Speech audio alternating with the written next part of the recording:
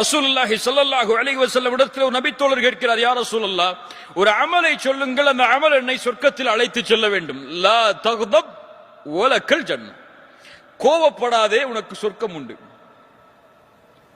உஇத்தத் லில் முத்தகீன், அந்த சொர்க்கம் அவர்களுக்காகத்தான் தயாரிக்கப்பட்டிருக்கிறது. அவர்கள் யார்? கோபத்தை விழுங்குவார்கள்.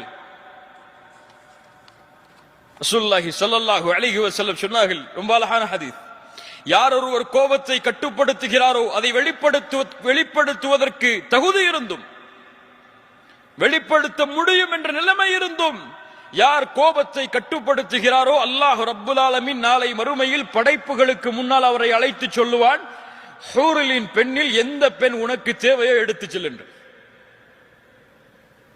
உங்க மனைவி உங்களை கோபப்படுத்துறாங்கன்னு சொன்னா அந்த கோபத்தை விழுங்குங்கள், அல்லாஹ் இந்த பெண்ணை விட சிறந்த பெண்ணை மறுமையில் தருவான் என்று.